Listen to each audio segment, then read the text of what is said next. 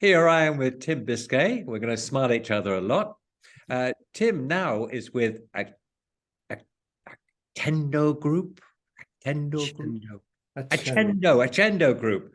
See, I always get it wrong. Love getting it wrong. It gives Tim a chance to correct me, which he invariably does, especially when it comes to French.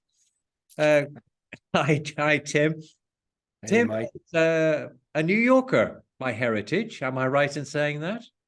Yeah. A son of immigrants, of great grandparents who were all immigrants from Ireland and from the south of France. From the south of France. I didn't know that. Yes, Basque. My grandfather, Oh. Biscaye, is a French Basque name. It is the name of the bay of water on the Atlantic coast, off the Pays Basque in Nouvelle-Aquitaine. And yeah, that's family origin. That's Uh, amazing. Everybody grew up in the New York ghettos for immigrants. Wow. Now that's another story. We'll talk about Yeah, that another day. yeah. But right now, you are a genuine French citizen. Hasn't happened yet. It should No. be. No, it should be any day. It should be any day. I have been one of these, the long process. I am now at 5 years and March, April, May, and 2 months. It is now been approved by the last office up in Nantes. I'm waiting to see my name appear in the Journal Officiel. Wow. And you will be wearing a sash and have lots of pictures taken. I will. I will celebrate. I will celebrate. It has been a long process. It'll be a proud day. So you've had a heck of a journey. And rather than talk about yourself, I would like to talk about how you see other people and how other people settle in France and do business in France. Is there Okay. a personality type? And you were doing real estate, so you meet a lot of people. What sort of person actually settles here? I think there's different groups of people who settle here for different reasons. And knowing you, Mike, you've probably talked to people and interviewed them on those who are here as a second life, a retired life. Those who are here with, when I say second life, second homes, vacation homes. Then there are a group of international people who are here on business transfers. They're here with companies because the south of France, we live in one of the technopoles in France. And so there's loads and loads of international technology experts and leaders. This has also become a startup inclusive environment for those who want to start a business. But I guess I know most those like myself who are entrepreneurs and who've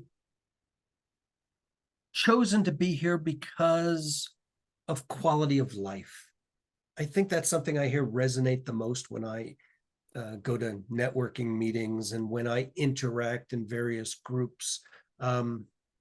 People, quality of life, people seeking sunshine, and they decide they're in the rat race, whatever big city they are in, Frankfurt, Zurich, London, New York, or San Francisco, and they say, hey, I'd like to live differently.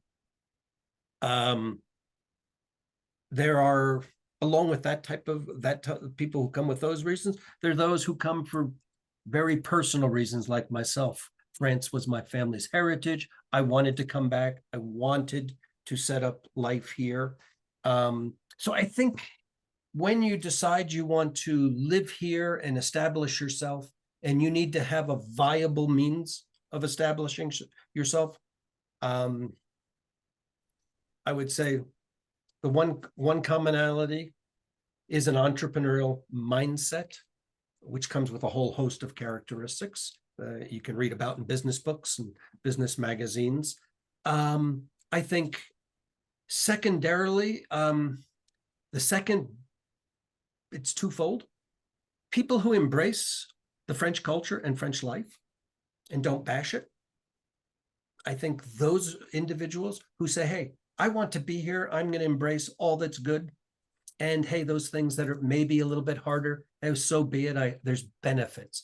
I think that's a perceptual grid, and it causes an approach to things that we often hear.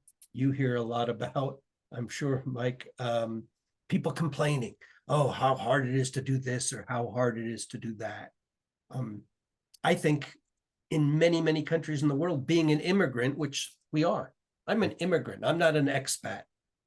I wasn't sent here by a company for an assignment. I came here by choice. I chose to immigrate to France. Immigration's a tough road to hoe in many, many countries. And so embracing the French, particularly, looking and smiling at the French, being kind and generous and understanding French customs, because French have very specific expectations of how they like to be addressed. You know, the imperative bonjour, monsieur, madame. And going along with that is because they want to be here and want to embrace the life here, they also embrace the necessity to learn the local language. I'm certain there are people here who have well-established businesses who don't speak a lick of French. Yes. I know there are people, because we have the huge yachting industry here. And that's an industry that functions in English as the main language. And a lot of Anglophones working in and around that sector. But I think learning French and taking the time to learn French and to become professionally proficient, because I do a lot of career coaching and executive transition management coaching for individuals.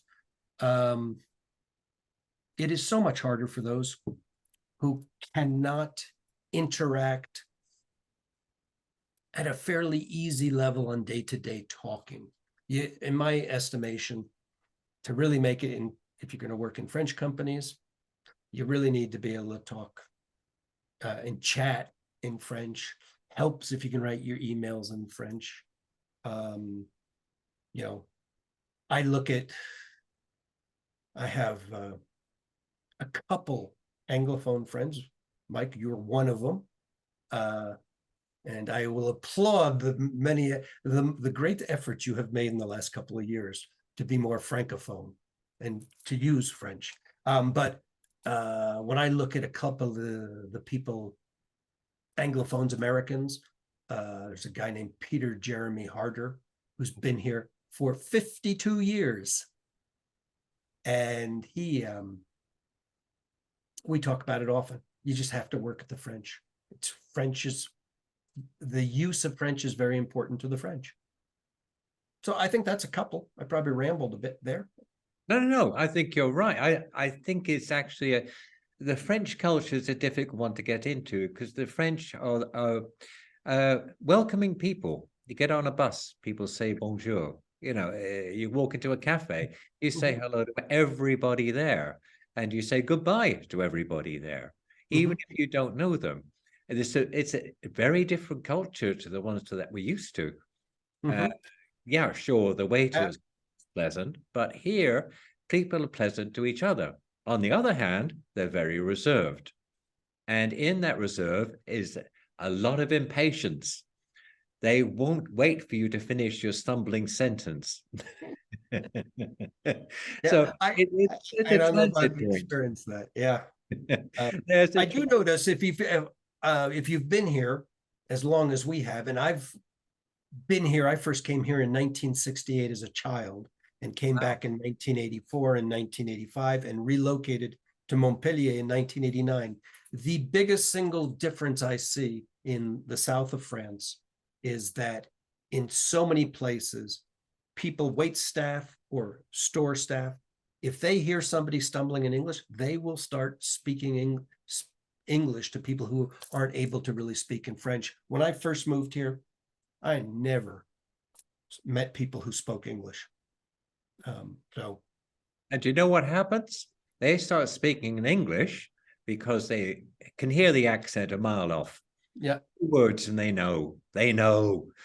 Then you become impatient with their English. And if you're smart, you keep with the French and they'll go back to French. yeah. I always I do that in work. I work with a lot of I work with a lot of French entrepreneurs, and they were always wanting to speak in English, and I just naturally speak in French. And as my partner Caroline will say, and people say, "Well, you must have really good English, Caroline," and she says, "Do you know that Tim never speaks a word of English?" Oh, you don't? Now you speak French at home. Oh, entirely. I speak French in my life. My majority of our social network is Francophone. When I started to, this is interesting, 2 years ago, when I started consulting for a group of four French entrepreneurs and a Russian entrepreneur in Dubai, they insisted that I work in English with them. And up to that point, I always worked in French because I worked a lot in Francophone countries. So, yeah, I still speak in French with my adult children. Really? Yeah. And, they're in Latin America, in San Francisco, and the little one, he's a doctor in Minneapolis. But we always start in French. So I think basically what we're coming down to is the fact that to integrate, to be part of it, you need to speak French. That's the bottom line, I guess. And the willingness to want to speak French is very much part of the transition from being a foreigner to being a welcome immigrant. Yeah, and there's a lot of said about we live in Nice, and the Niçois are a reserved culture. Culturally, they are more reserved than other places. You read it all the time, and you talk about it with Caroline's French family who lives in Bourgogne or in Bretagne. Areas are much more friendly than here, because here there's just a there's a closeness. Well, then again, they're very like the Italian families. They're huge. They don't need us. We need them. So I think we have to be generous in spirit when we meet people who are. Yeah, absolutely. And do you have to really speak French? I think you just have to try. And that and people take you for who you are. I mean, I live part of my life up in the mountains. It's where I'm sitting right now, looking down from the Estoril Valley down to the Mediterranean. And in this village,